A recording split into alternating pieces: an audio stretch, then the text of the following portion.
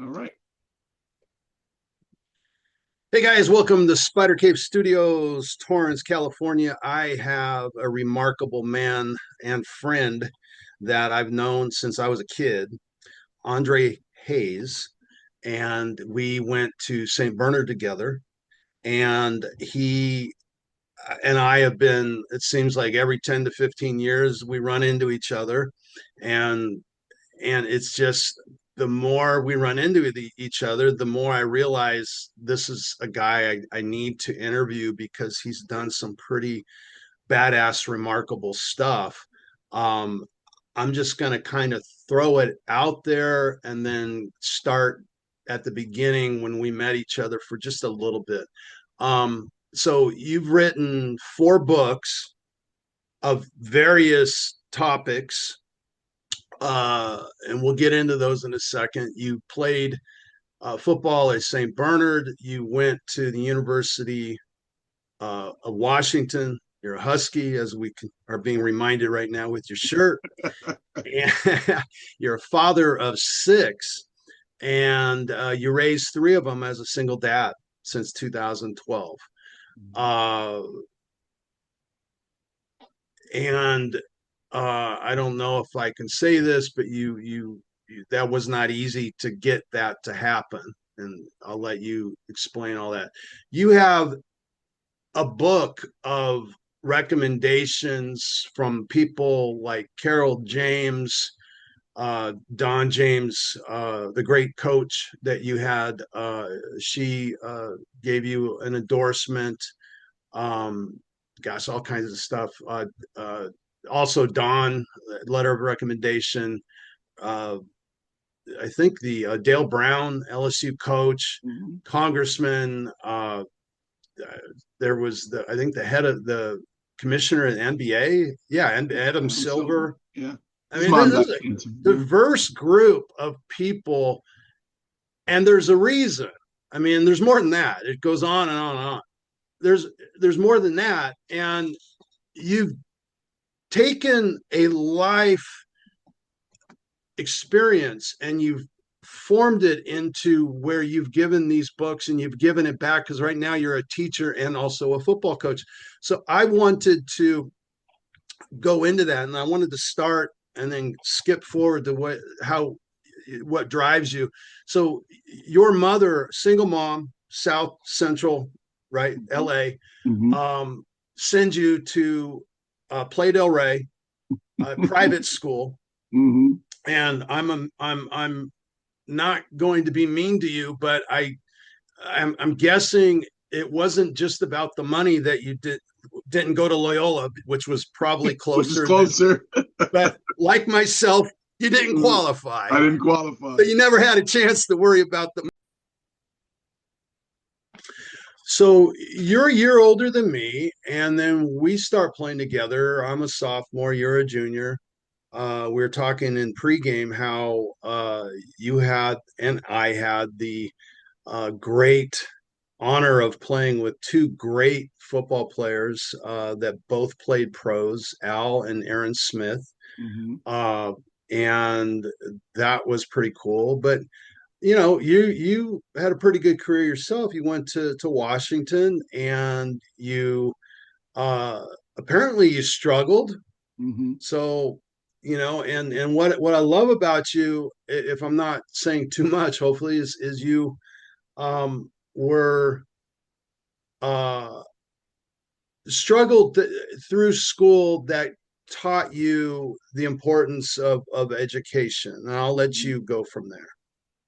Okay. So, as going up there, I got in academically. Um, and I just wanted to kind of I love my mother to death, but she's one of those moms that she was very, controlling. And I get it. You got to be the mom and the dad, 'cause my dad died when I was 5 years old in 1969. So, and they weren't together anyway. And, but I said, I want to get out of here. And I saw college as an opportunity to get out of the house. And I had family in Seattle, cousins. They were up there on my dad's side. And my grandmother's brother, his kids were up there. So I had a place to stay and new people and all that. So I go up there and, I wanted to play. And I was, as a walk-on, they had this huge walk-on program. I guess they don't do that anymore, but they used to have a program where they have walk-on like tryouts. You go out and you run a 40, you run a mile. They'd have you in the weight room, and I made the cut. So I was able to, walk on and go out there. And the first day of practice, I remember I was telling this joke because I was just up in Seattle. I think you probably saw on Facebook. They had the Dogs After Dark, and all these old guys were there.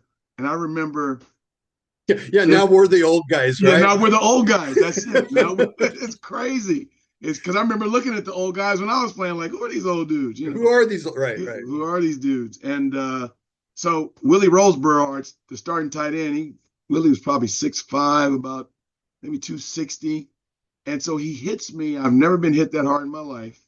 It was a sweep, and he carried me for 10 yards. And I swear, I remember a little bit of pee coming out, just a little bit. And he sets me down and pats me on the head and says, "Son, you got to get in the weight room." And he jogs back to the huddle. And I'm like, just traumatized. You're like, welcome to college football, right? So that was like my welcoming committee. But, I didn't get a scholarship offer till the end of my third year, so they were giving them out left and right. And the reason I found out later is because of my academics. And the coaches, later after I graduated, said, we can't offer guys, even if you're in our program, that we can't depend on you from 1 year to the next or one quarter to the next. And my academic struggles were, I wanted to fit in with the guys. I wanted to be, like one of the guys. We had a lot of inner city guys from LA, Fremont High School, and Jeff, and, and those guys, they would hang out in the quad, but they still did their work. So they may not go to a class, but unbeknownst to me, they were still taking care of their business. My dumb ass, I'm out there hanging out in La La Land, and then I missing assignments and missing class and just a bad, And I went to Catholic, so I went to college prep school, for Christ's sake. How do you screw that up? Right. And so I remember I got called in the DJ's office, and he says, I don't understand. You come from a Catholic school background, and you're just up here fucking it up. What are you doing? And I just kind of bowed my head in shame, and it was an experience that I flunked out not once but twice. So the first year, and here's my problem: the first year we go to the Rose Bowl, and I think I turned 18 in November my freshman year. So we're down here in Orange County. I wasn't practicing, but because they only travel with so many guys. So as a walk-on, I just, I got my jersey and all that stuff, but I wasn't going to, suit up for the game or anything. And so I'm out partying. I'm going to clubs and I'm enjoying the whole, they gave us a stipend. I had a hotel room in Orange County, even though I stayed at my mom's, but I could go down there and fool around with girls or do, whatever. Right. And that at the end of that whole experience, I stayed another week. So the team goes back, school's starting in like a week. I'm hanging out in LA like, oh, I'll just go back a week later, I'm the man, that. And so I wasn't prepared for success, like, on that level. Was it a maturity thing?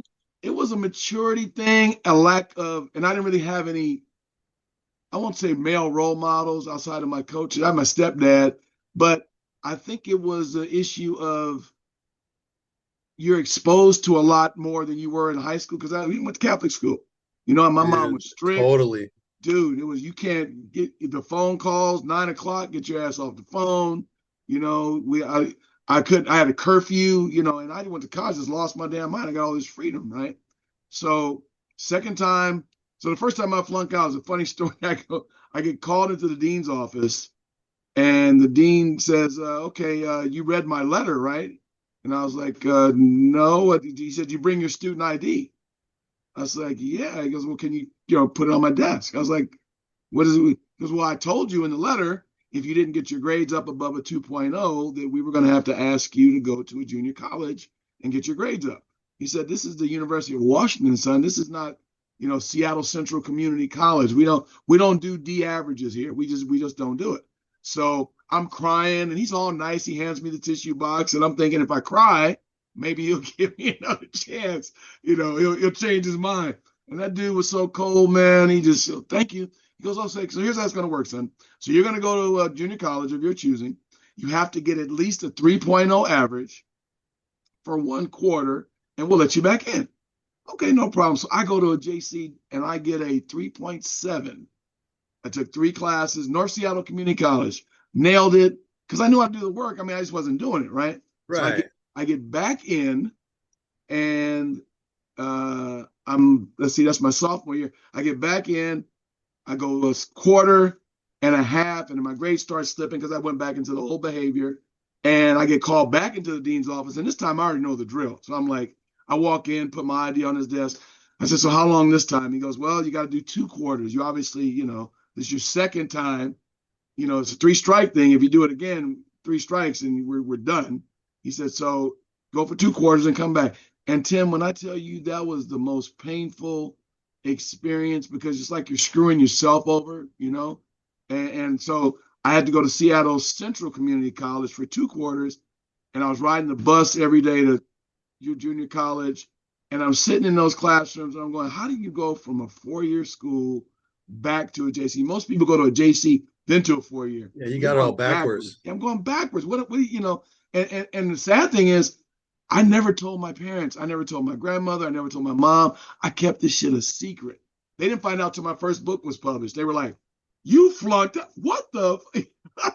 Because I was embarrassed. I mean, what do you say? And so I got it together, but it was miserable because when I went up to the school to work out, I couldn't work out in the school weight room with the football players. So I had to work out at the intramural building.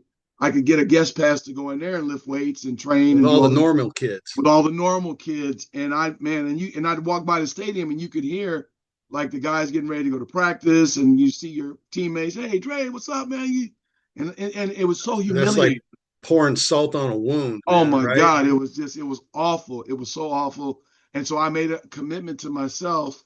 Then I said, I'm not going through this again. I'm gonna be as competitive in the classroom as I am on the field. I'm going to take those skills, that mindset, the training, the extra reps, the running at the beach and the hill, all that. I'm going to apply that finally, going into my 3rd year of school. And so after that, from that point until I graduated, I didn't get anything lower than the B, in my classes. Now here's how I really screwed myself. And this is in a day and age when back then I think there was a rule. I don't know if you remember, you had to be like in your major by your 3rd year. You had to declare or whatever, be in your department. And so I go in, I'm like, oh, so I wrote down I want to be in the business program. And the lady academic advisor said, okay, Mr. Hayes, I'm going to give you a list of your options because you have a 2.3. They don't take 2.3s in the business school. So yeah, here. And it was like I could major in soc, psych, criminal justice. It was like 10, but they were all like these social science, where you just had to have a C and a pulse to get to actually get accepted. And breath. So I picked criminal justice. I picked criminal justice, and I majored in white collar crime. So I got to do internships with the state Security and Exchange Commission and did all that stuff. And I enjoyed it. I really did enjoy it. And it was probably the end of my junior year after we came back from the Rose Bowl. And when they offered, they said, we'll pay for your last year. And, you've shown some ability to be academically stable. We can, kind of depend on you to be where you're supposed to be. And it was then that I felt I was kind of rewarded for getting my crap together, getting my act together. So, but I was on a 6-year plan, bro. It took me 6 years to get out of college. I was on a 6-year plan when I finally graduated. So after I got out, me and my teammate, Vince Fuji, who co-wrote the first book with me, we wanted to help student athletes get their act together and graduate. Because I remember at graduation, there were not that many student athletes, at least football players, African-American or Caucasian. A lot of guys, the graduation rates were horrible back then. Guys weren't finishing. And so I go to DJ, and I remember this vividly. I go to his office, and this was in 90, this after I'd been playing. This was like 93, 94. And I was up there, and he says, well, if you want to do something about it, why don't you help kids in high school? He goes, because by the time I get them, they're already screwed up. They already have these bad habits, and they don't want to be good students. And he starts naming guys that had NFL written all over them, but couldn't stay in school. And I knew some of the guys that he was naming, and he explained to me. He said college is a professional training ground. Future leaders go to schools like this to get trained. You were here and you didn't take full advantage of it. It took you 3 years to figure it out. He goes, a lot of guys never figure it out. And then they go on with their lives and they lead mediocre lives when they had access to all this, stuff. And they don't, or they also don't have the patience Yeah. for those guys, right? Yeah. I mean, you had that, even though the guy goes kind of mocking you and giving you tissues, he's showing patience, Yeah. right? I Yeah. mean, and you stuck with it, and as you said, you get rewarded for that. How many don't stick with it or don't even get the chance to stick with it? Yeah. And don't I mean, I'm as you're telling the story, I'm thinking of my own uh, football coach and slash academic advisor when I was at school, and if not for him, I don't have a degree. I mean, Wow. he kicked my butt everywhere to Sunday to finish, because To finish. I knew then I was going to be an entrepreneur. I don't need a degree, Right. and I just had that idiocy mentality, and he's like, no, you're going to get it, and I'm thankful for him. Coach McQuarrie, thank you. That's cool. Do you still talk to him at all? Haven't talked to him in years. I do some of the guys, but Uh, he uh, he was never at any of the functions that I've been to, so it's oh, just, the alumni stuff. Yeah. yeah, I see other guys, but not Coach Mac. Um, so you finish school, you get your lambskin, as I think they call it, the Hmm. degree, Hmm. and then what do you do? How do you become who you are now? I mean, there's some pain already, right? Yeah. That I'm hearing. There is. There And a is. lot of times we operate from our pains. So how did that forge a future? You said you wrote the book. Your first book was inspired, it sounds like, from that experience. Tell me more. Well, that was the infamous Don James meeting when he challenged us. He said, "Well, if you want to do something, work with the young kids. So why don't you go write a book?" He like challenged, "Why don't you write a book about it? You all these things you're talking about, help academically and life skills, write a book." And so me and my former teammate Vince Fu, we looked at each other and we're like, okay. So we got to work and we just broke it down into all the areas that encompass life, whether it's financial planning, time management, relationships, like your social circles, politics and playing time, which, we all know politics is a part of everything, how you get along with people. Another one we talked about was a chapter on females, because there's a lot of guys whose careers got ruined because they got with the wrong woman, that kind of thing. And Well, let and me then ask you this. How did you have, at such a young age, have the, if I may say, the audacity to say, I'm going to talk about financial planning and these sorts of life skills? I mean, that had to come from I would imagine, a lot of study and also just a lot of confidence. yeah, it did. And it was also being around, still around a lot of college football recruits. So when I got out of school, I went to Cabot and Forbes, was a company that was owned by one of our alumni, Jim Kenyon, 911 Wilshire Boulevard, across from the Hilton Hotel in downtown LA. And I'd worked for him several summers. Irish guy from Boston, bad mouth. I don't know how much cursing you want on here, but Kenyon. Okay, if I could just, do I get a pass to Please. curse for like, two? So, and I saw him he's on my Facebook. I was talking to him when I was up there. So I go in, I'm a walk on, and all the scholarship guys are working for him. It was $25 an hour. They sat around and played cards in the lunchroom and did, it was an 8-hour gig. You didn't do much, and you made good $160 a day. Back then was it's a lot of money. And so I'd walk and I'm like, I'm a walk. I know who you are. He goes, okay, Hayes, what do you fucking want? I'm a fucking president of a real estate development company. I have fucking every other word was the F word, right? And so I said, well, I'd like a job. He goes, you got big balls coming in here to this company. You're not a fucking starter. We didn't recruit you, and you want the same treatment as those guys. He says, why should I do that? I said, because I'm smarter than they are. Straight up. I just said it. I don't know what, compelled me to say that. And he went, you got a lot of balls. Okay, I'm gonna give you a job. So he gives me the summer job. I worked 4 years for him. Then I graduate and I go back and I'm like, okay, I got a degree. I need a job. Can you, teach me real estate? He said, what did you get your degree in? I said, criminal justice. He says, I'm not the fucking FBI. You're not gonna fucking work here. This is a real estate development company. He says, but I remember in college you used to hustle and you would detail cars, and that's how I made my extra money.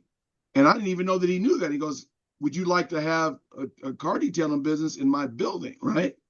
And I'm like, you mean out back? And at first I was kind of offended. Like I didn't go to college 4 years or 6 years to Right. wash cars and, manual labor, but I didn't see the bigger picture. So I went back and looked at the numbers. The building had 900 cars. And I said, if I got 900, if I can get a third of that business a month, 300 cars a month, I think I was charging $15 a car. That's more than any job was going to pay. It's like over, $5,000 a month. And so I went back, I had a little business plan. I gave it to him. And he says, wow, you actually put this together? I said, yeah, it's a business plan. I have, books. I looked it up and I, wrote it up. And he says, well, I got to tell you something, Hayes. You're the first black guy to ever come in my office with a fucking business plan. So I'm going to give you credit for that. How much do you need in startup money? And I said, well, it's over there. It's on the budget. I said, $1,300. He takes out a big wad of hundreds. Man kept $100 bills like we keep $1 bills. He breaks me off $1,300. He says, now go get what you need. I'm not going to charge you rent. I'm not going to charge you utilities. I'm just going to ask one thing. Don't come into my fucking office unless you talk to my fucking secretary first to make sure I'm not busy. Because I would just walk in, right? I talked to her, say I had brown nose, and she'd let me in. I think he's got 5 minutes. Mary, her name was Mary. She was so cool. And so that's how I started. And so I was there in 88. I had the car wash in the back. And now in the meantime, he's still hiring the kids in the summers. So I'm seeing all the recruits, like the new guys coming in. I don't know if you remember Dennis Brown, the defensive lineman. He played for the 49ers for a number of years. Sounds I remember familiar, yeah. him. There was another guy, Chico Fraley. What was Jaime's last name? There was a linebacker that we had a bunch of guys that were just good kids coming in. So I would start mentoring these guys about the process and like, look, do you realize who you're working for? This man runs a business that has satellite offices in like 5 cities or whatever it was. I said, he's the most connected real estate dude in LA. You need to make a good impression on him. He's invited you here because he supports Husky football.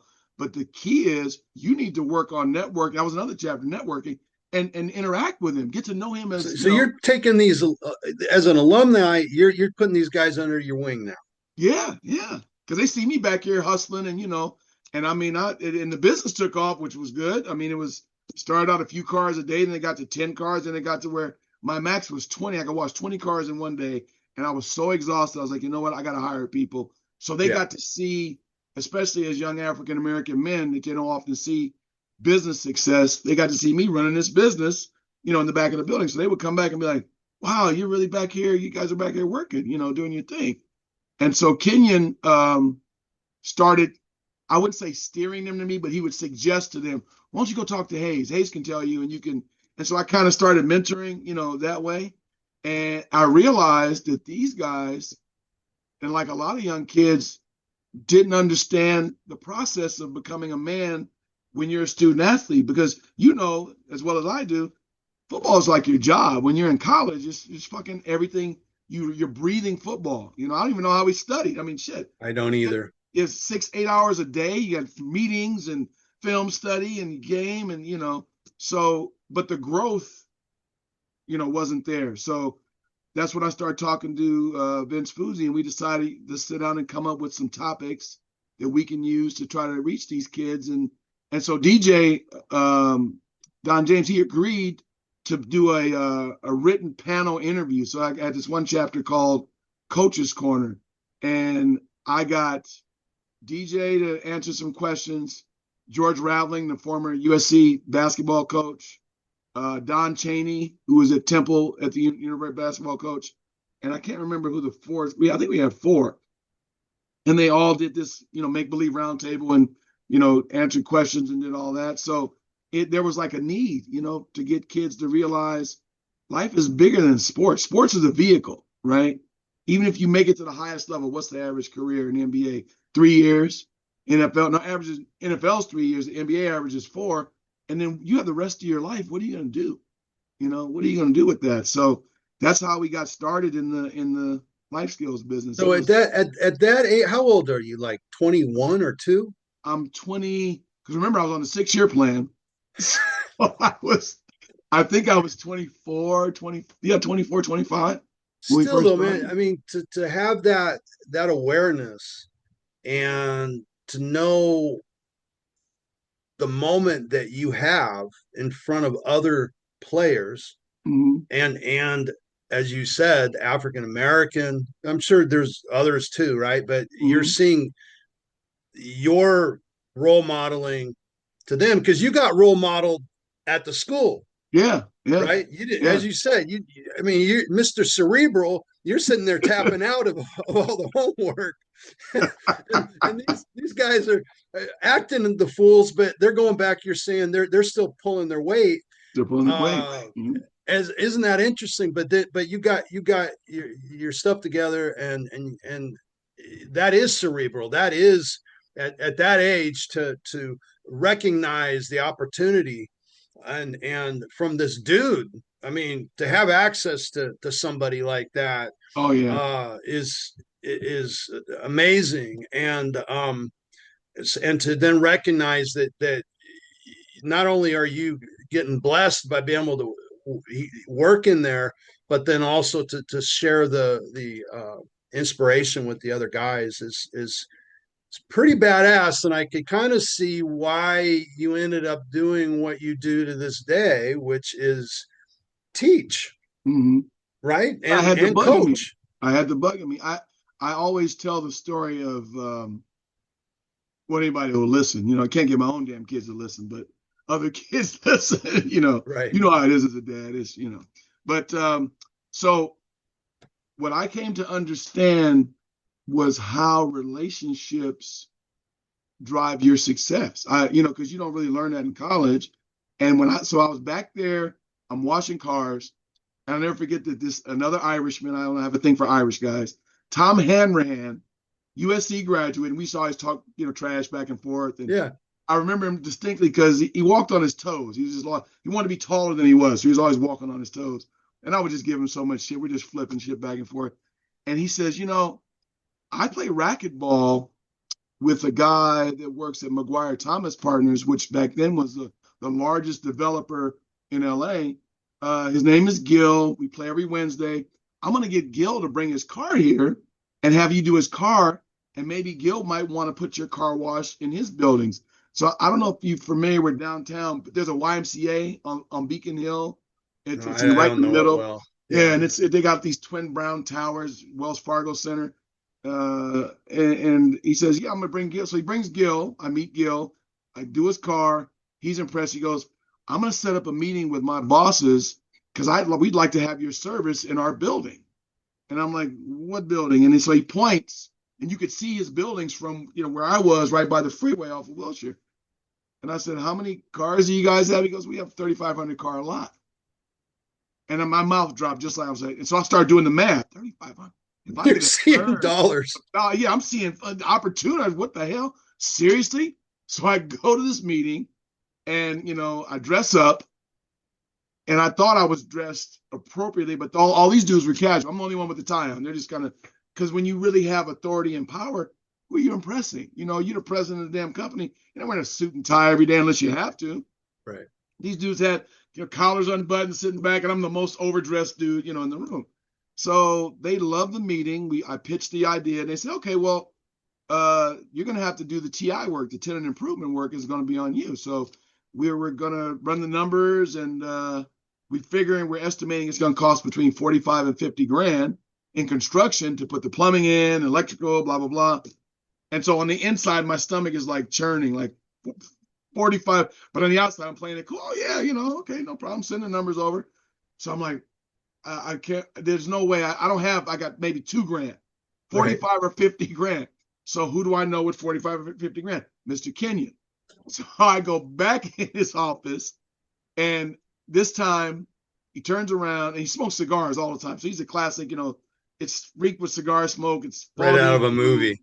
Oh, right out of a movie. And he turns around and he takes a deep breath. He goes, okay, Hayes, what is it now? What do you fucking want now? What is it? You got your car wash going. Why are you bothering me? I said, okay, before you get mad, I just had a meeting 2 days ago with McGuire Thomas Partners. And he says, I know. And I said, what the how do you know that? He goes, Hayes, I don't brag about myself, but nothing goes on in this fucking town that involves commercial real estate that I don't know, but I know them. We've done business before. And when you said you worked in my building, of course they called me to, check you out and vet you or whatever. And I told them that you were, a stand-up guy, you're a fucking pain in the ass. You didn't take no for an answer.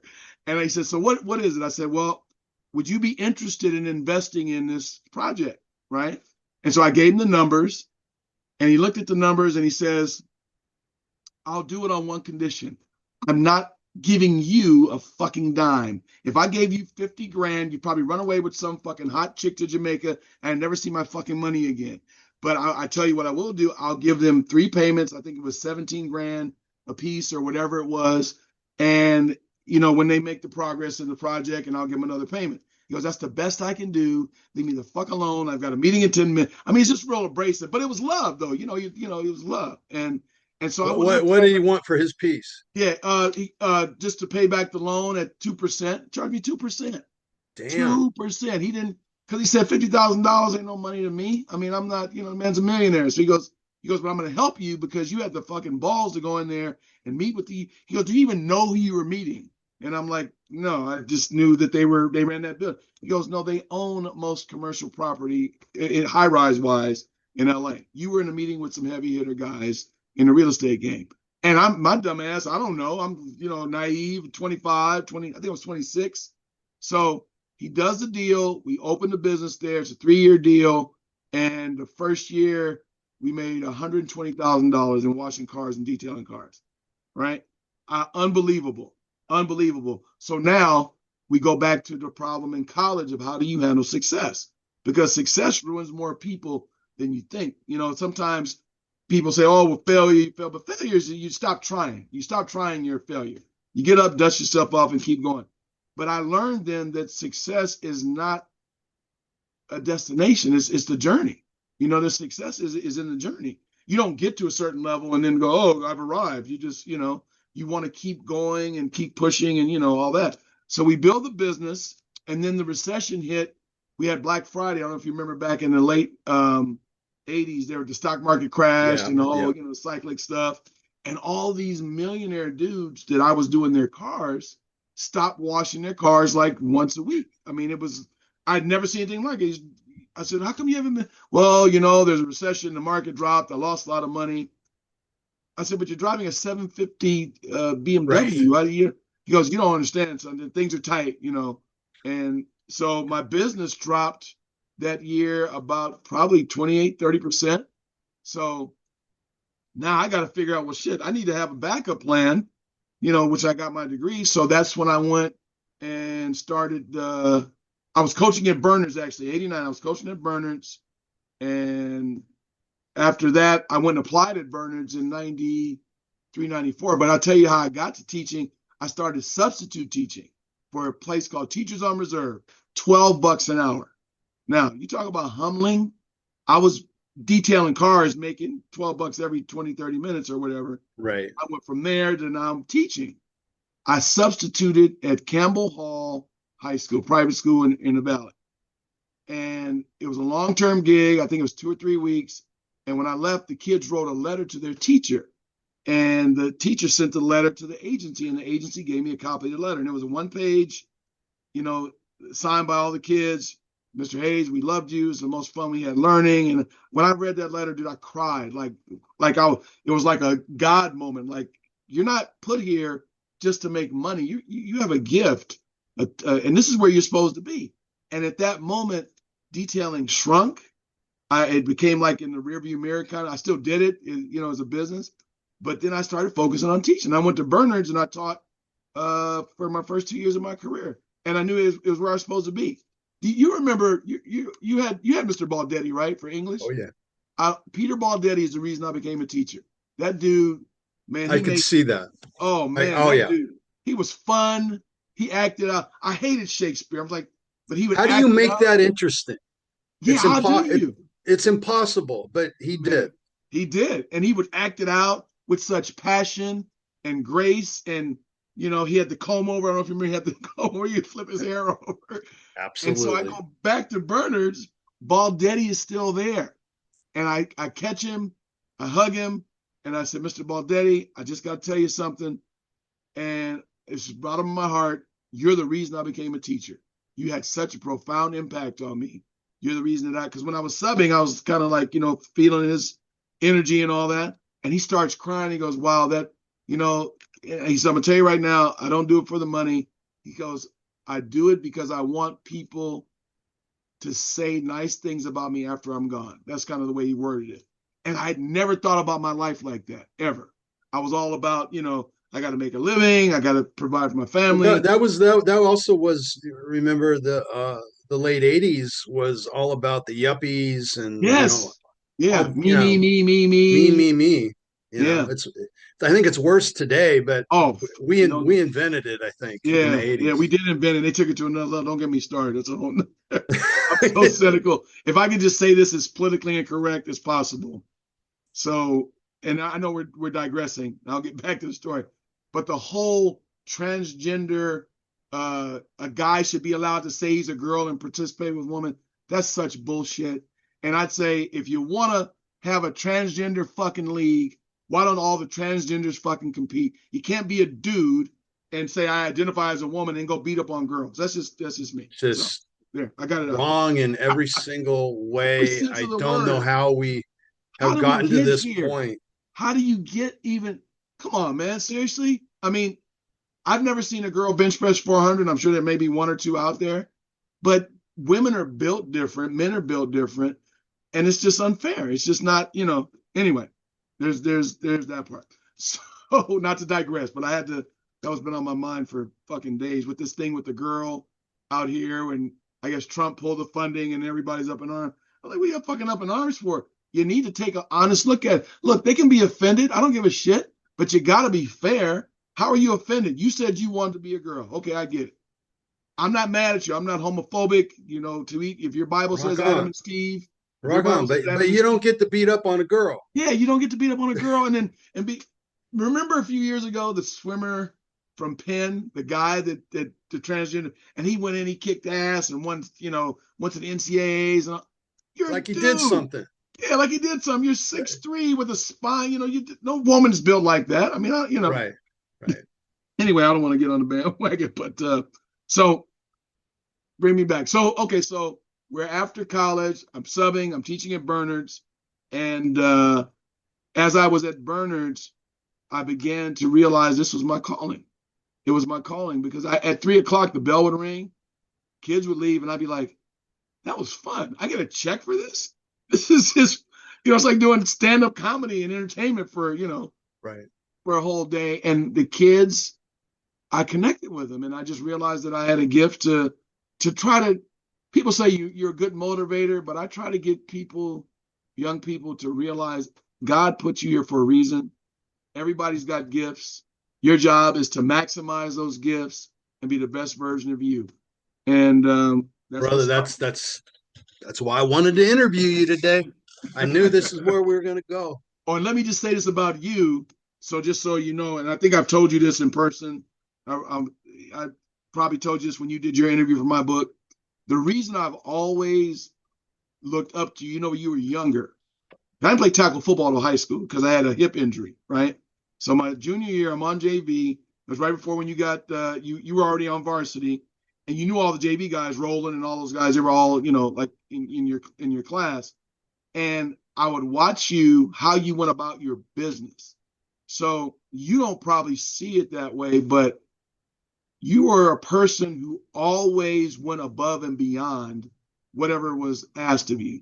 And to be a 10th grader with damn near grown men in a locker room competing and starting and getting reps, right? Says a lot about your character. And I don't know if you ever get enough credit. Everybody talks about your ability. Your ability to flip that fucking switch. You're the nicest guy in the world off the field.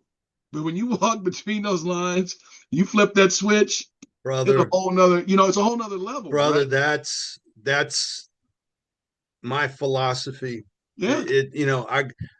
I've had the pleasure of coaching kids, and Mm-hmm. I'm like looking in a mirror. You know what I'm saying? Like, Mm-hmm. because that was exactly it. It's like I would, and as a sophomore, as a freshman with that attitude, uh, I don't know, something must be missing in me. Like I don't know any better or something. But I was just like, I loved doing it, but it became a point where, because I've asked myself this lots. I mean, it's I'm getting to your mission because my mission has been a lifelong journey trying to figure out what I fucking want to do when I grow up. you know, and as it seems, I want to be a podcaster. No, I'm kidding. Yeah. Uh, um, but and I've said this in different ways, but it's like, and I didn't really think this way, but it was very binary. Mm-hmm. And the kids that I've coached, that I've watched, that do very well, and I've got a few that I coached as little ones that are in the NFL right now. But Mm-hmm. you said the switch, it's Yeah, on or fucking off. that's right. There's no It's middle you get ground. off the field. I was able to turn it off enough. Not, I to this day I'm still apologizing to family, and when I go to things, and I'll say, I appreciate all that support I got all those years, but I was an asshole. Right. And I'm really sorry Right. because it was football's here. We talked about academics a little bit ago. Everything else was way below. Right. Right. I mean, I didn't think that I had the ability to have the requisite variety to go into that state in football and then get out. But so you to say that it appeared that I could, I really appreciate, because uh, it's something that kind of bothered me, Mhm. and, Well, they didn't but teach us that. They didn't teach us how to augment our athleticism into the academic side. yeah, yeah, Yeah. Yeah. it's an interesting thing, and some guys could do both. I was telling you earlier, I interviewed Tim Reitman.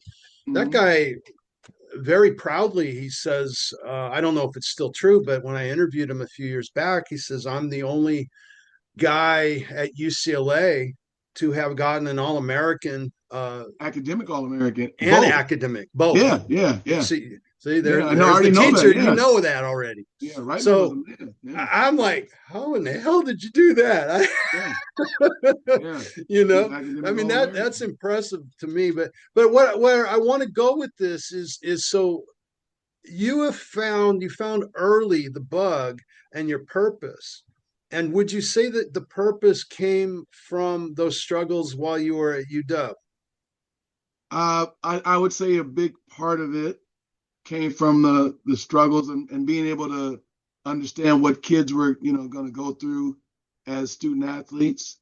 And I think that also, because I got to a certain point teaching, and I started teaching LAUSD. Chatsworth High School was my first, LAUSD job, and I'm at Chatsworth, and it's funny how things work out. You start focusing. Okay, I got my career, quote unquote, together. Now I want to get my finances together. I want to buy a house. I want to, have a family, and I was married to my ex-wife at the time. And I'm checking the boxes. Okay, I got my retirement, going the right direction. I'm investing every month. I'm doing these things are good, but they're not life sustaining in the sense of like your legacy, I guess, so to speak, because no one gets up at your funeral and talks about how much money you make. I've Right. never been to a funeral where no one's eulogized somebody. Say, Ronald, he had $4 million in the bank, and I'm so no one gives a damn. He's at your funeral, right? And that is when my mom got sick and missed all this. I'm at Chatsworth. It's 2002. they had layoffs of all emergency credential. I was an emergency credential teacher. So now I'm jobless. And then my ex-wife tells me, I'm pregnant. She was pregnant with my second son, with Matthew, the middle son. And, I always tell the joke, I'm like, really? Who's the dad? Because, it's not like we were having a lot of sex anyway. I know that was cheap, but I got to throw it out there. Because I did say that jokingly. And so now I've got no job. We've got her two children from her first marriage. My oldest son, Chad. So I've got three at home, no job, fourth one on the way. And then I'm still looking for work, but can't find work. And this is the spiritual part that kind of comes in. You don't see all the things that are going on like behind the scenes in the universe and stuff that's happening. And we're at the park. It's September. It's my son Chad's first birthday. My mom is there. And I'm videotaping her, going through the motions. And your parents, they tell the same stories, just like we do now, kind of probably. They tell the same stories. You've heard it before. Okay, wow, whatever. You just kind of block it out. And so she's talking to my son like she's not going to be around to see him graduate from first grade or kindergarten, sixth grade, high school. But I'm not listening. I'm just videoing. I'm just like, oh, she's rambling again, whatever. So I put it away. I don't even, I don't look at it at all for a couple of years. That December, I'm at her house and she says, I want you to feel something. I got this lump growing underneath my breast and I want you to, touch it because it's like the size of a half tennis ball. And I'm like, I'm touching your boob, Mom. That's weird. Oh, get over here, boy. You used to grab my boobs all the time when you were little, okay, it's too much information, but thank you. I get it. So I touched this lump, dude, and it's like cartilage or something growing. I'm like, what the hell? How long have you had this problem? And she says, well, it only showed up a couple months ago, which I knew was bullshit. You don't get, they just pop out. It had to be a process, So I keep getting mammograms. They come back negative. I don't know what to do. So I said, I'm going to take you to UCLA. We'll get you, have them do a biopsy and, we'll figure this out. But in the meantime, in the backdrop, I'm still worried about having a job, right? And I was doing my business stuff. I was doing construction. I was doing my detailing business. We were washing. There was a time when we were washing all the sparkless trucks in LA, those green trucks with the little things on them. There was a time we had that contract for like 4 years. So we was doing that. That was kind of helpful. Stop 1 second, man. Yeah. So this is what's so intriguing. Oh, you're an author. You're a teacher. You coaching at this point? Yeah, that year after I lost my job, I stopped coaching for a minute and I started coaching Pop Warner. So okay, so you're volunteering on that. Yeah, I'm still volunteering. You're taking care of Mom, and you got multiple businesses. Yeah, and I'm doing all these, things. But again, the detailed opportunity, that oddly was connected to teaching because a kid at Chatsworth from South Central LA, Omar Casares, Mexican kid, was working for me doing weekend detailing, and I said, I need to get a commercial account. If you can help me land one, I'll give you 15% of the first year's, net profit, right? And so he walks into his brother was going to school at Occidental College, and he walks into the Sparklets office right across from the school, gives the guy a card and says, who's washing your trucks? We can do better, blah, blah, blah. So I literally land that account because of this student of mine that had the courage to walk in and, pitch this deal. So God bless him. I love that kid. But that's what got me into doing the Sparklets, thing. So, but anyway, so I go back. My mom's now sick. I get a job working at a labor union. And I'm happy I have a job. My kid's going to be born in 3 months. I'll have insurance. And 2 days after I get the job, my mom calls and leaves me this voicemail. God, I wish I could have saved it. It was a different account back then. But she's basically crying and she says, I got the results, the biopsy. I have terminal cancer. And they're not sure where it started. I kind of knew it was probably lung because she was a cigarette smoker. She smoked a pack a day, Yeah. So now I got a dilemma. I've got to be able to take her to a radiation and we've got to go see doctors and do all this. So my job, quote unquote, they approved it theoretically. Oh yeah, go. It's a union job. There's no hours you can do, whatever. And so I spent the next 3 months running around and I got to the 89th day of my probation. It was 3-month probation. And they fired me because they said I was spending too much time, taking care of her and running around. And I'm like, so now I got to go home faced my wife, faced my mom, no job. And dude, I was crushed. I was like, okay, so I got uh I went to Dupar's restaurant. I don't know if you've ever been to Dupar's over at Farmer's Market. Best pancakes in LA, big stack of pancakes. Too expensive, don't go there anymore. But back then I could afford it. I drowned that shit in syrup. I got the sports page. I'm just trying to, figure it out. And I just said to God, I said, I've been trying to do it my way. What is it that I'm not doing? What do you want me to do? What is my mission here? Because my way ain't fucking working. I'm looking at logic, Tim. I'm looking at, numbers. 2 + 2 is 4. We got to pay this bill, this bill, this bill. I've got to do this, this, and this. And God put a halt to all of that. And it was almost like a vision. It was, trust me, this is where you're supposed to be. And this was in February. And right after that happened, my mom was already living with us. And so right after that, I applied to be a state caregiver. It's like, I don't know, $20 an hour, whatever it was. And I became her caregiver. And I was with her until she took her last breath. And that's I took photos. She hated those. I kept a journal.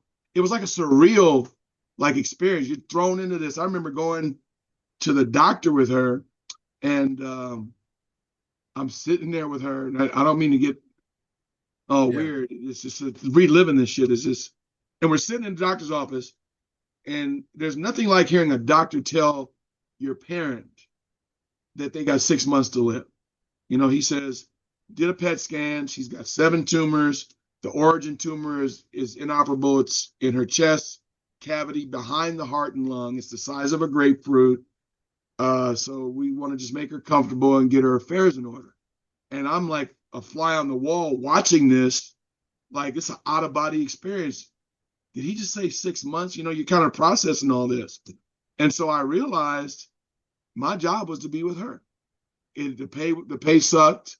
The emotion sucked, because if you can think about this, being a nurse for your mom, she's still your mom. So, there was the pushback, don't want to cooperate, stubborn. And then there's a part of me that wanted to grieve, but I couldn't because I had to take care of her.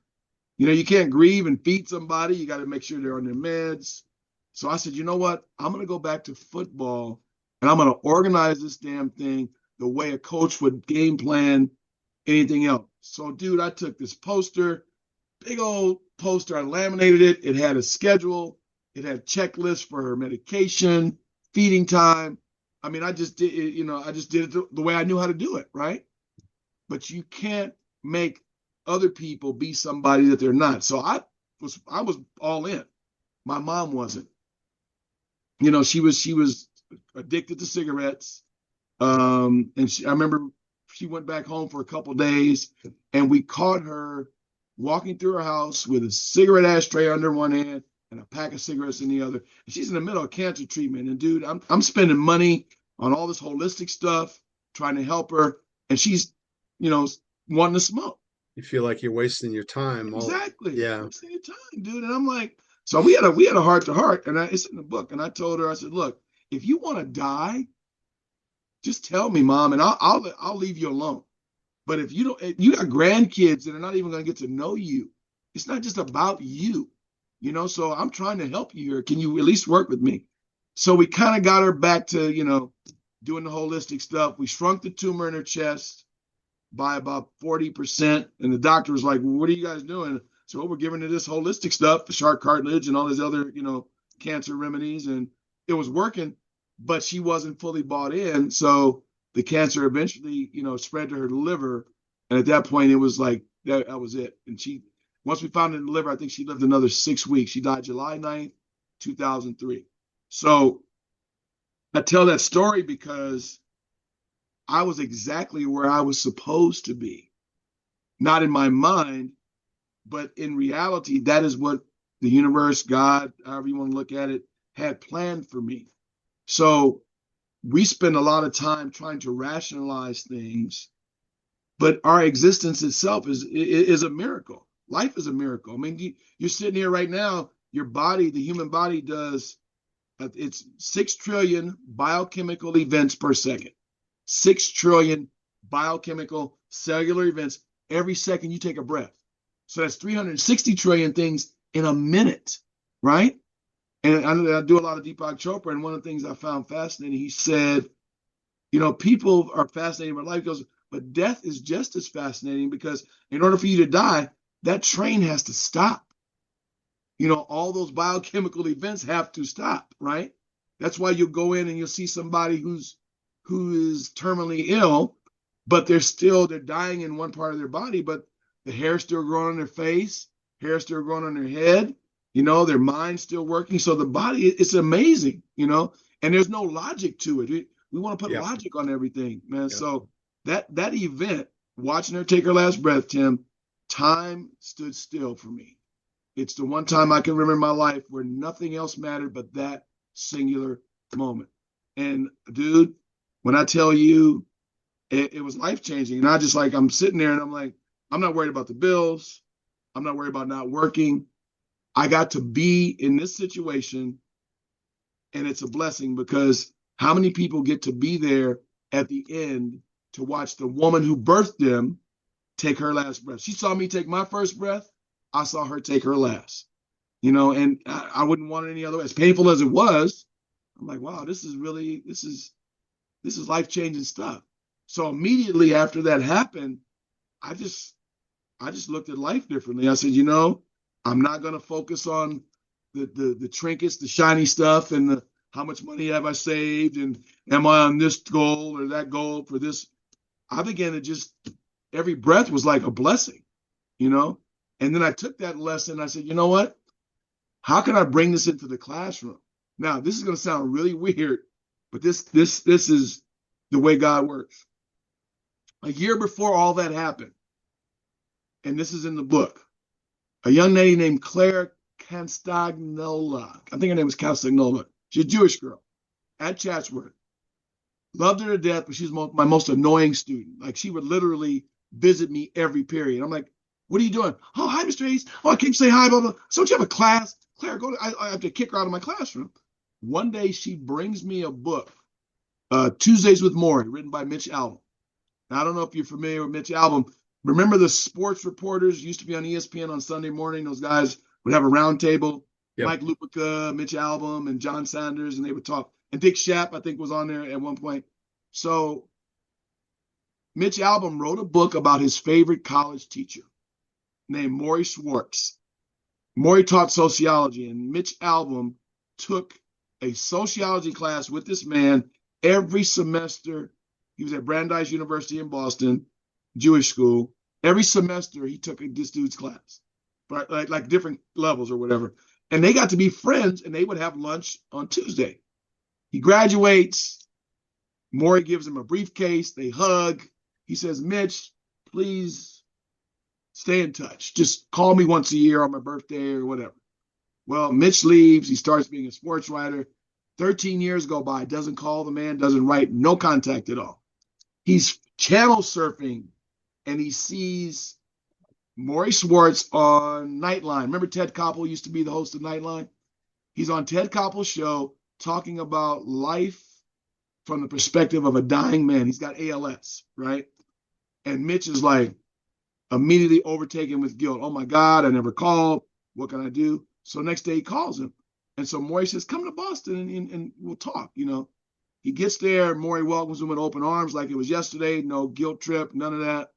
And he says, Mitch, I'm dying. I want to teach one more class, but I'm bedridden. Will you come to Boston and we can meet and I can teach one last class on life and I'll be the teacher and you'll be my only student. And so Mitch is like, whoa, Damn. okay, yeah, that's a deep, you know, request, right? So Mitch commits and they meet every Tuesday for 13 weeks, the last 13 weeks of his life. And this dude talks about money, he talks about relationships, career, he talks about love, he talks about all these things, but from a dying man's perspective, right? And so this little girl that going back to Chatsworth, she gives me this book and I set it on my desk. I'm like, okay, Claire, go, get out of here, go, whatever. Because, I mean, I'm considering the source. I mean, what, you read, oh, Mr. Hayes, you got to read this book. It's the greatest book, blah, blah. Dude, when I finally picked that book up, I think I read it in 2 weeks and I never put it down, not knowing that the book was training me for what was coming a year later, to be my mother's caregiver because I was going to have to face, death. This was before. This was before. This is a year before. And that book is what galvanized me to be able to handle dealing with her situation and coming out on the other side. Man, stuff happens for a reason, bro, Yeah. right? Yeah. Yes, sir. It does. It Uh, does. so I know you're getting short on time. I want to No, go I'm not to cut you off. I'm okay as long as I get there before everybody goes home. I can take pictures with the kids after. I'm not trying to sit through an hour ceremony, and I'll get there at the end. We're good. Oh, he has a graduation to go to. oh Um, so I want to get back because if you look at, I'm looking, you talked about the first book, The Sport of Learning. Then you have Your Brain's a Muscle Too, How Student Athletes Succeed in College and Life. And then you have 6 months with Mommy. That's about the story you just told. right. And then you have Dad Interrupted, divorce, custody, and fighting to be a father. Hmm. Do you want to get into a little bit about what that was about? Sure, Or is sure. about, I should say. It's coming Yeah, out in the it's winter. coming out. Yeah, we're gonna be done soon. I would be further along, but I keep meeting other guys like you that went through the same thing. It's amazing the number of dads that have gone through the washer with that whole process. So I wanted to I wanted to document what was happening for my kids. That was the original goal. I just want to journal. They're going to be grown one day. Here's the truth. Here's what happened. You need to know the story, that kind of deal. And then as I started going through the family court system and dealing with all of the lying and the manipulation and the stuff that, my ex-wife was doing, and I was watching, like before they call you up, and you know this, you've been in there, you sit there, you wait for your turn. And I was seeing all the guys that were just getting raked over the coals, like guys going there, couldn't afford a lawyer. The judge is just shutting them down there. And the wife or the girlfriend, she's got either court appointed attorney, or she's got some agency that's giving her, the lawyers are donating their time, and the guy doesn't have representation. And I'm watching a lot of the cases, the women are just lying, just making stuff. One woman's got up and said, well, I have a full-time job, but at the end of the month, I only have like $4 left in my account, and I can't afford this and I can't afford that. And then, but the guy says, well, that's not true because she drives a BMW and blah, blah, blah. And then the judge says, well, I'm not talking to you. That's not relevant. Well, yeah, it is relevant. How the hell does she have a 5 Series BMW that she just bought, but she's claiming that she has $5 left on her financial, report, just the nonsense, right? And so when it came down to my turn to be in the wheelhouse, and I got shouted down by a judge who told me, this is my court, I'll do what I want. Black woman judge too, Tamara Hall. And I wrote about her on Facebook. It was so bad. Probably shouldn't have did that, but I did. My lawyer was pissed. He was like, what are you doing? And then the judge found out, got a copy of it. That's another story. But so we go in there. And I may have told you this story, but your audience probably hasn't heard it. I'm at my kid's school because she wanted a divorce. I granted, fine, you want a divorce. You like it, I love it. Go, whatever. But I'm not a weekend dad. Don't stick me with a fucking Saturday and Sunday. I've been with these kids from day one. We do things together. We traveled. We've done all this stuff. You're not going to just make me some weekend dad who writes a check. So I'm going to their school literally 3 days a week after school, because the schools were, 7 miles apart from where I was working at the time. So I'm like, I'm going to go do homework. I'm going to be dad. I'm going to toss the ball. Until she gets there, and then we'll go our separate ways. I'll see him tomorrow. Yes. So working pretty good for about a month. And I don't know what I did to piss her off, but she decided that you don't get the right to do that. And I go one day and she's walking towards her car with the kids, and I'm walking behind them. And granted, she had just been at my house the night before picking up her mail, and I thought we were cordial, So she throws them in the car, gets in, locks the doors, and, she's acting all paranoid. It's like a scene from a movie, right? And I'm like, what's going on? But I'm blinded because I want to see my kids. I don't care about her. Right. I got 3 boys. I'm trying to hug them and give them snacks, and So I open the side door and I'm hugging them. They get out, Daddy, we're having our moment. She gets out of the car and she shoves me with her hips like a basketball rebound, like she's trying to box me out. And she weighed maybe 120. At this point, I think I'm like over 200. I'm like looking at her like, really? I'm like, what are you doing? So, you know what? Boys, I love you. Daddy's got to go. So I leave, right? She leaves, goes to Van Nuys Police Department, files a police report. My husband assaulted me at school. She takes the police report across the street and files an emergency restraining order with the court, and they grant it. So now I go to pick them up on Friday at the police station where we had our exchange, and she's not there. Cop says, well, give me your number, I'll call her. So he calls her, and she gives him this spiel about, oh, you assaulted me, I have a restraining order, blah, blah, blah. He looks in the system, there's a restraining order, but I haven't been served, right? I have no knowledge of this. And I tell the police officer, and he goes, well, consider this your service. You've been served now. You won't see your kids for 21 days. You got to go to a hearing. And I go to the car, Tim, and I'm going to tell you, I think I cried as bad or worse than when my mom died, sitting in that car for a half hour, devastated. My 2-day visits, I'm not going to see my kids for what? And when they say don't see, they mean no contact, no phone, no email, nothing. I said to myself, you know, that's bullshit. I'm going to find a way. So the first week, I call up a bunch of kids that they went to school with that I coached at Balboa Park, that they played for me. Yeah. Talk to the parents, tell them what's happening. They're like, okay, what do you need us to do? I said, I would like to use your son's cell phone. If I could just send him a text and he could show him that daddy's alive, daddy says, I love you, blah, blah, blah. So we did that for a week until one of the boys told their mom, I think it might have been the youngest one, said, yeah, dad, send us a text or whatever. And she went bananas, made a big deal out of it, goes to the school, tells the parents they're going to get arrested, just makes a whole big, I just want to talk to my damn kids. What are you doing, right? So the second week I said, okay, I couldn't do that. So the parents couldn't help me. I said, can we do this? Can you at least have me, I can send them a text. I'm going to leave snacks every night under the fence by this certain tree. And can you just show them the text to go to the tree and get the brown bag under the tree and get their cookies, and I'd write them a note or whatever. And so we did this for like a week and a half until she found out about that. And she made a big deal about that. I'm violating the restraining order, you know, trying to, make waves. So the last week I said, you know what, fuck it. I'm going to put a banner up across the street from the school in this park that's probably, Tim, I swear to God, 16 feet by, I think it's 3-foot butcher paper, tree to tree, that says free the Hayes boys from the, I think I said free the Hayes boys from the malicious fake restraining orders, whatever, I don't know, whatever I wrote.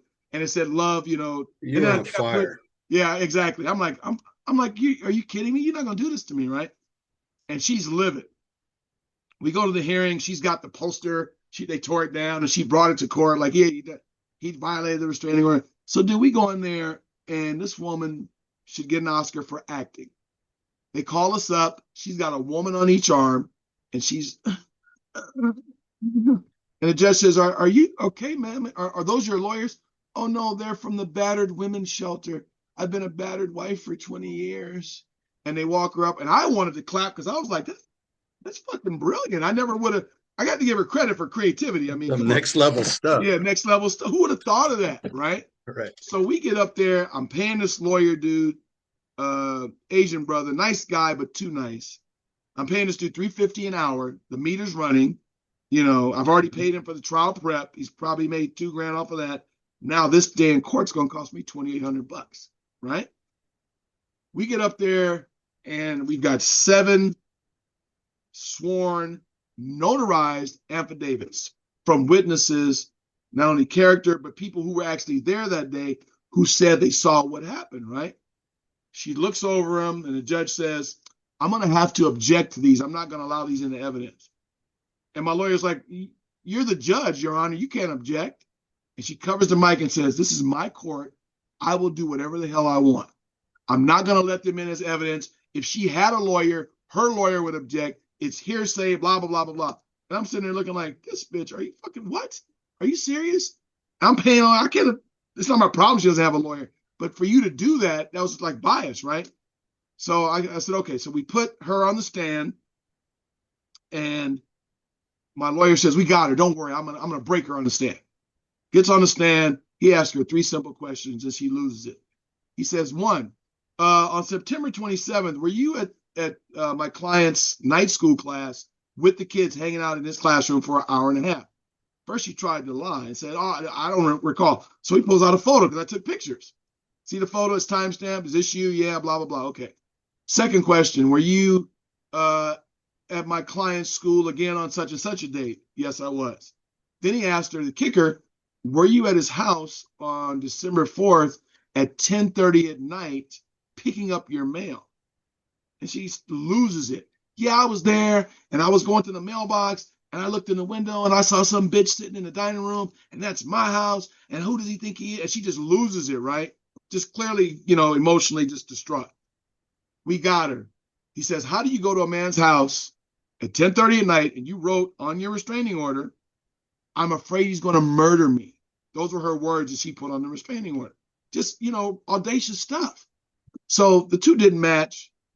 Judge says, okay, I'm going to go in the back. I'm going to deliberate. She comes back 20 minutes later. She grants this woman a restraining order for 4 years. And I'm sitting there going, what testimony did you pay attention to? And I'm livid because I got to write this dude a check. I got to sit here and restraining order. What? Dude, my ex-wife stands up and says, Your Honor, can you please modify that order and add the kids to the order so that he can only have monitored visits? Monitored visits. You know what monitored visits are? Where you go sit in a fucking room. This is the part I remember. Yeah. And you're paying $50 an hour to see your own kids. You can't engage. You can't. It's crazy. So I stood up, dude, and I gave the most passionate speech I could about how I didn't have a dad and how I was a good dad and don't take that away from me. It was so deep. The court reporter, she's crying and she's typing. It was amazing that I was able to move the needle. And the judge says, okay, I'm not going to put the kids on, but I'm going to give her a 4-year restraining order. Hearing's over. I get my paperwork and I go outside and I'm sitting there. I'm like, you know what? Maybe this is not a bad thing. I don't want to see her anyway. Maybe that's good. She can't see me. I can't see her. I want to see my kids. 3 weeks later, I get a letter from the DA's office. Mr. Hayes, based on the events of such and such a date, the restraining order, we're charging you with 3 counts of domestic violence under this code, this code, this code. One was domestic violence at a school. One was child abuse, exposing your kids to abusive situations, some other BS. And then there was I assaulted her. They're charging me. So it's now swung from family over to criminal court. I didn't even know they could do that shit, right? Right. And I'm sitting there going, oh, I can't fucking afford a lawyer. I just gave this dude, damn near $5,000. I don't know what to tell you. So I go to the hearing. Before I went to the hearing, I wrote a letter to the DA's office trying to get him to drop the case. They wouldn't. Go to the hearing, and the judge says, where's your lawyer? I said, I'm respectfully, sir, I'm going to represent myself. He pounds the gavel. Not in my courtroom, you're not. I run a tight ship. I have no time for bullshit. I need you to get a lawyer. So we're arguing, back and forth. And this goes on for probably 2 months, 3 hearings over 2 months. And I refuse to I'm not getting a fucking lawyer. I'm not participating. I'm not taking a public defender because they're going to make me take a plea. I know how the game works. Not doing it. So we get to the last day, dude, and the judge says, Mr. Hayes, the DA has a surprise for you. I'm like, what do you mean he has a surprise for me? What? First of all, you're the judge. How do you know what he has? So when you guys been back in chambers just chopping it up over it, which is a violation, you're supposed to be the damn judge, right? So during that time period, I visited the school, which was my right. My ex-wife was there. She had called the police while I was at the school and tried to get me arrested for violating a restraining order. Just malicious stuff. I left before the cops came. But she then went to the DA and told him, oh, he threatened me and, made up all this other bullshit. So the DA is like, he wants to put me in jail. So I said, so surprise? I don't like surprise. What surprise are you talking about? Well, it seems that you don't have any respect for our legal system. I said, well, what are you talking about? And so he pulls up a letter. He goes, Your Honor, Mr. Hayes wrote a 3-page letter to the DA's office saying that the charges were blah, blah, blah, blah, blah. They were bogus. And the judge says, you did what? Older Caucasian guy, he's turning 3 shades of red. And I'm like, I wrote a letter to the DA's office. What, and it's almost like he was breathing fire. He says, "Who do you think you are writing a letter to the DA's office?" And I looked at him. I said, "Well, Your Honor, with all due respect, and I probably shouldn't have said this, you guys are public officials. I'm a taxpayer. I could write you a letter if I wanted because I'm a taxpayer. Why did being a smartass, why did I say that?" And he says, pounds the gavel, "You don't write the DA a letter." And I felt, Tim, I swear to God, I felt like it was like Mississippi 1955 or something. He's talking to me like I'm just completely illiterate. Then he says, "And who told you you could go to the school to see your kids? There's a restraining order." I said, "Well, Your Honor, I have a copy here. The school is deemed neutral ground. I'm allowed to go to the school peaceably. It's not a violation." He reads it and says, "I don't care what this says. I'm telling you can't go to the school. And we're going to remand you to teach you a lesson." So, I'm a Law and Order guy. I like watching the show Law and Order. I'm like, remand? Isn't that when you go to jail from court? That's what remand is. So I'm looking at the dudes in the orange suits behind the glass, and I'm like, I'm going to be with them? So he says, "Do you have anything to say for yourself?" I said, "So just to clarify, I'm going to jail today." "Yes, that's correct." I said, "It doesn't matter what I say to you right now. I could beg and you wouldn't." "That's correct. We're going to remand you." So I go into this whole comedy Step and Fetch It routine. I don't know if you remember the African-American actor Step and Fetch It, but he would walk around and scratch his head. He was like a, former slave. "Oh, yes, sir. No, sir." Oh, yeah. I did that shit for like 3. He was mad as hell. I went, "Well, sir, I was real sorry that I violated your rules. I'm going to try real, real hard." And I'm Oh, basically, no. I'm like, if you're going to treat me like we're in Mississippi, I'm going to do the whole Mississippi, ignorant black guy who doesn't know how to read. What the fuck, right? And the court people are laughing. He didn't like that shit. Probably shouldn't have done it, but I did. So they put me in jail for 4 days. I like that you did do it, though. Yeah, fuck them. What are you? If you're gonna go to jail, right? I mean, what Might as difference? well have fun. Let's have some fun, and I did it. And so, but I didn't know that I was going to county. I thought they were going to put me like in Van Nuys or whatever. They put me on that bus, dude. I went to fucking county jail, and they put my folder on ice. I don't know if you know what that is, but that's when they lose your paperwork. So you're not even in the system. So my roommate's trying to bail me out. He's like, "I'm at the bail bondsman, but you're not even." I said, "Dude, I'm in jail." He said, "I know you are, but we don't see, there's no processing There's no information." record. No record. They kept that shit for 4 days off the record, off the fucking record. I'm in county. And now think Just about this, because you man. pissed them off. Just because I pissed him off. Teach me a lesson about respecting the system.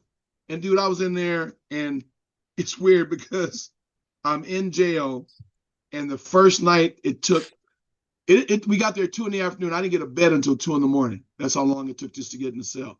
And I'm in there, and there's this young Caucasian kid, good looking kid, 30 years old. He's crying because he's in jail, right? His dad, I guess, had 5150'd him or something because he had like psychological issues. And he's crying, and I can't go to sleep. Man above me, he's crying.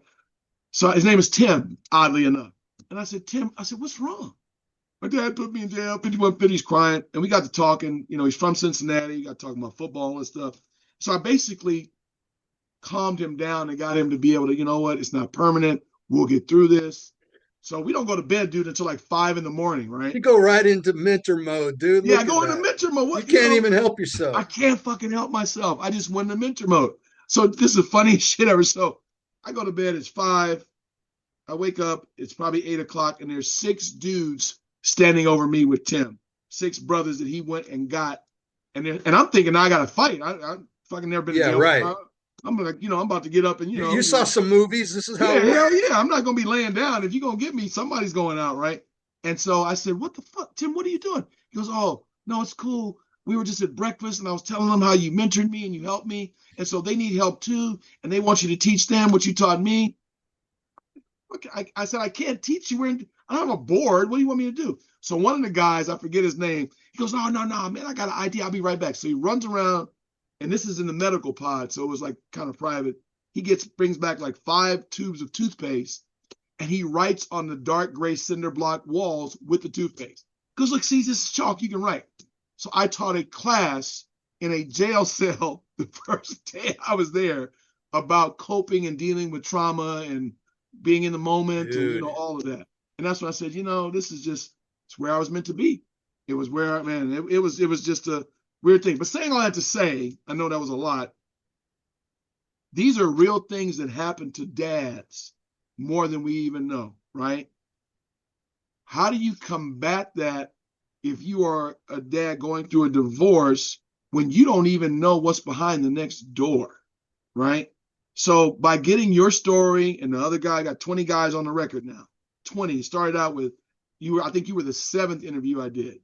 And I think that was right after COVID when we did our Zoom thing.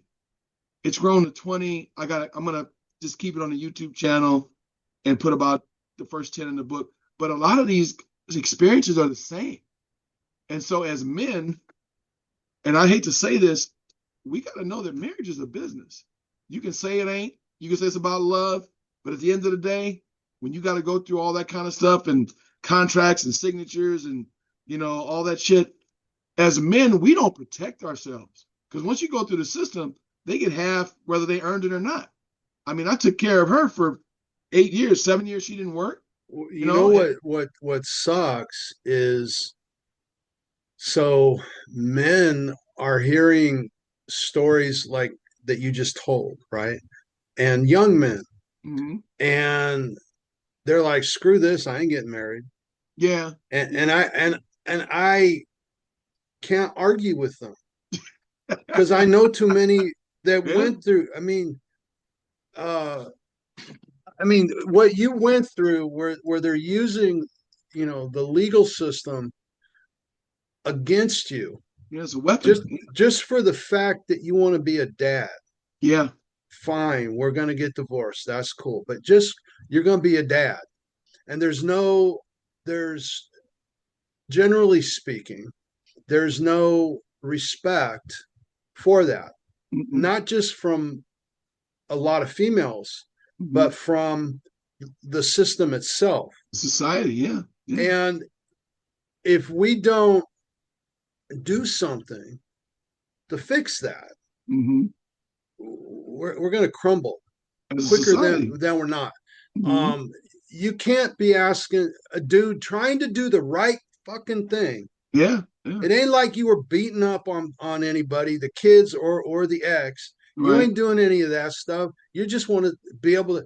I'll meet him for 10 minutes and play catch. I mean, that's going be right. above and beyond what most people would do.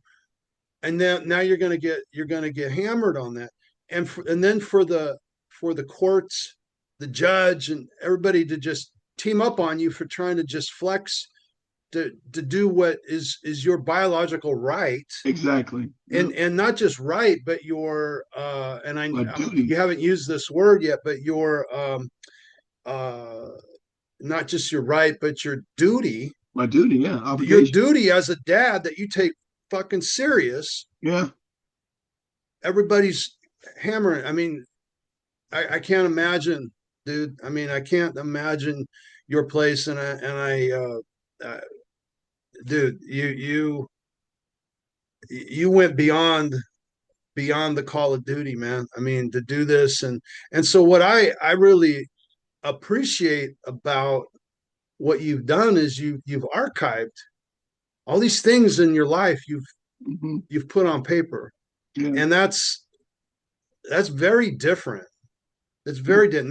Not everybody does that, It's and very nerdy. People think I'm nerdy because I write stuff I down. think I'm sure you work a lot of your shit out while you're Yeah. doing it too, right? Yeah. I mean, Oh yeah. Yeah. Very I cathartic. know that, and that's why I'm saying, when I started really figuring, oh, this is what he's got going. Okay, I know that because I'm that in a different Yeah. way, Yeah. and because I do a lot of writing. I'm working on not just my business stuff, but for a football book of all things. Really. That's Yeah, cool. I'll definitely have to share it with you.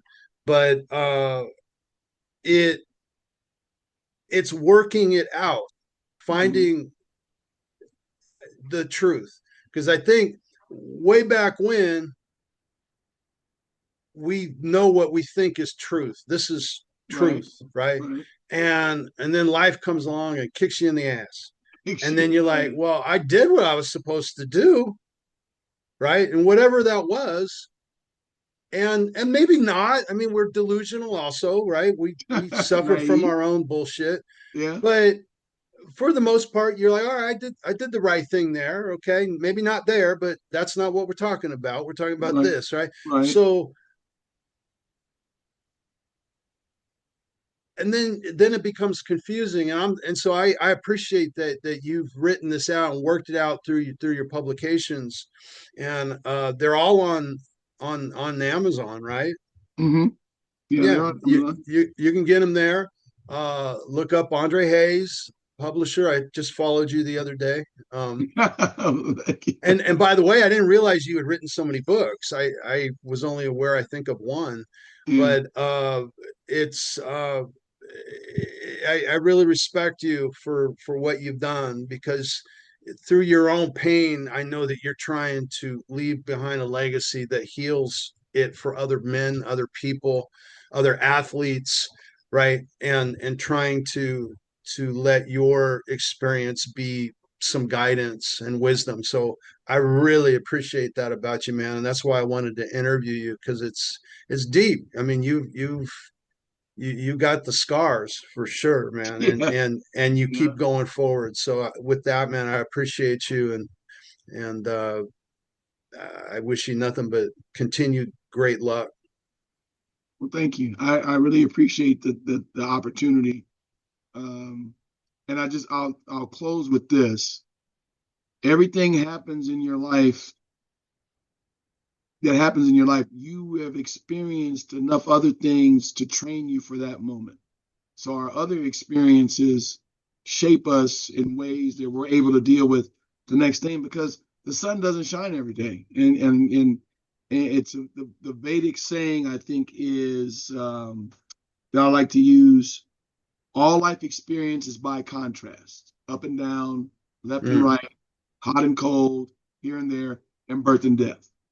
And we don't teach young people that enough, because when they have adversity, a lot of people shut down, and tying that to sports, which is why I'm not a big believer in the participation trophy and the whole, oh, you get a trophy because you were on the team, or because what are you teaching about how to deal with adversity?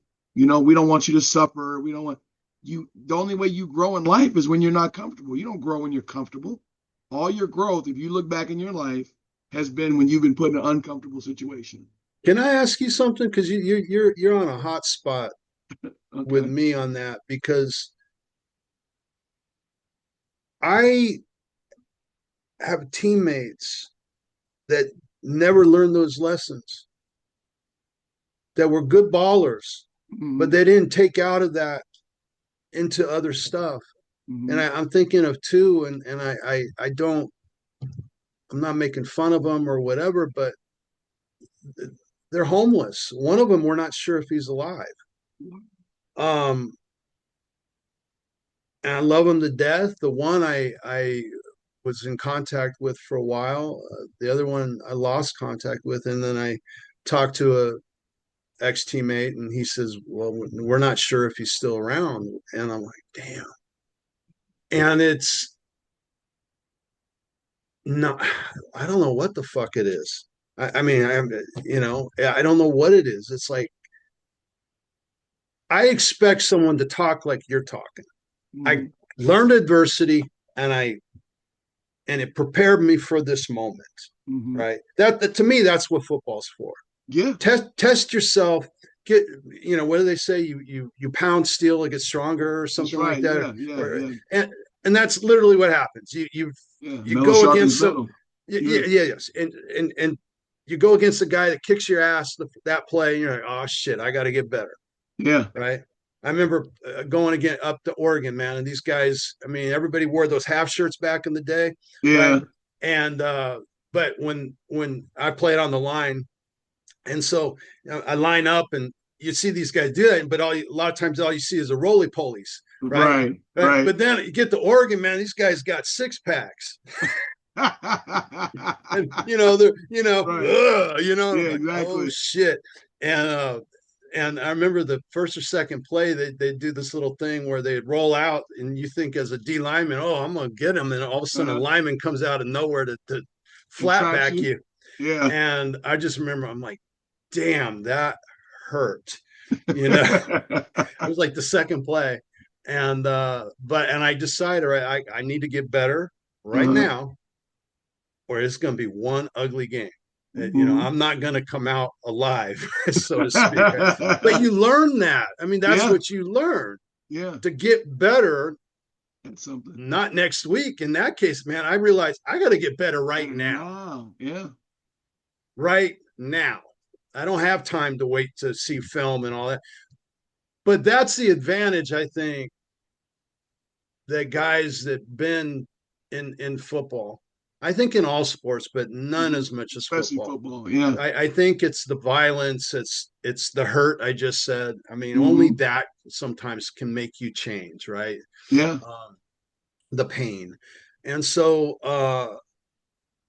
I guess that's what when I wanted to have this conversation with you. I guess that was what resonated with me because I know you're coming from pain, knowing I didn't know a lot about the having to go to JC and all that, to Hmm. failing out twice, the 6 year plan as you call it. I Hmm. didn't know that, and never really heard the business launches. Hmm. Uh, I and then but it all aimed, and then I know of the divorce and the cops a little bit about that, Right. but all that's from pain, and pain makes us better. It It's makes you better.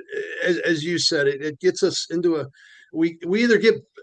I said this yesterday. It's so trite to my son. I said, "You're either getting better or you're getting worse. That's right. You can't stay in the middle. There's no stasis, man." That's And right. it was in relation to weightlifting. He was Hmm. lifting weights in the backyard. Hmm. And he said something. I go, no, you don't understand. You take a day off, you're getting worse. You're not That's right. staying the same. Right. That's the thing about the iron. That's right. Ain't no It don't joke. lie. It doesn't lie. And I told him, I go, that's one of the reasons I love weightlifting, and why when I was at the school I taught also the weightlifting, because it's Uh, so metaphorical to football. yeah, It's the little micro things, it is. that It you is. work on. And so anyway, I appreciate you bringing light on the power of our game that gave us so much, because I Hmm. think it has a lot of problems today, as we were talking in pregame. Right. These things aren't talked about enough, and where the source of your power Hmm. is. I mean, you're a powerful guy by nature, but Hmm. football helped make that even Oh, better. absolutely. You know, Absolutely. so Absolutely. Andre, I appreciate you, man. I want to talk to Anytime. you real soon again. Um, Anytime, any subject you want, let me know. You know, I'm not always, I guess I'm a curmudgeon. So, I'm old school. A lot of stuff I'm just, whether it sounds politically correct or, not, it's a matter of, and I'm going to say this and I'll let you go. It's a matter of not being afraid to speak truth to power, you know? And I think that as a society, this goes to what you're saying about as a dad, when you minimize the value of a man just in general, women, I don't need a man, and the divorce rate's 60% damn near in our country. And when you minimize a dad to a paycheck, that's the part that I think I want most to discuss in the book, because your goal is your legacy is your parenting, your advice, your teaching, what you're going to leave with your kids after you're gone. And you can't put a price tag on it. You can't say, well, write a check, but shut up. Was basically what I was just told to do. Just keep writing the checks. right. I'm going to raise these boys however I want. And I'm like, that you devalue men. It's a place where, and that's why our country is a lot of situations that we're in now in terms of the behavior of the young people and the whole, you don't value that. I can tell just as easily which kids in my class have a father figure and which kids don't.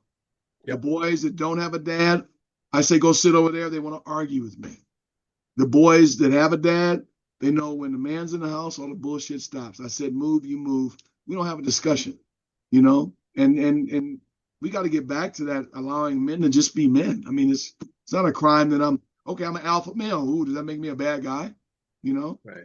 you, you, Well, you, I think we're at a point in our society that everything is disposable. Yeah, that's a good You know, point. I was there's another conversation from yesterday. I was going, look at your phone. Do you have a photo album? Has Wow. anybody looked at our photo album in years? Wow. Right? You Uh, guys by nature are not. What's the last book you read? Now right. I know he'll read because I give him books, and I Uh, even at his age, and he reports back to me. really, that's But good. but most adults, full grown, our age. What's the Yeah. last fucking book you read? Yeah. Then how are you getting better? In football, it's about, did you get better today? Did you get better today? Get better at something. Did we get better today? How Did are you we get going to better? get better today when you Yeah. start out, right? Yeah. Shit, I think I learned that back in St. Bernard days. I think it's the first Yeah. time I ever heard that. Yeah. Get better every And day. Yeah. it stuck with. Did we get better today? Well, you get Yeah. better by those books I see in the background, and I've got the same shelf, and it's not one of those virtual.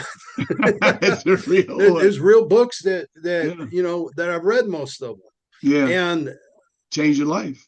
right, Yeah. right, and what are we doing? And so I appreciate you being a shining light, because you put in a, maybe if someone has made it through all this, they're going to be a little challenged to get better, Yeah. That's the and whole that's issue. all we can do.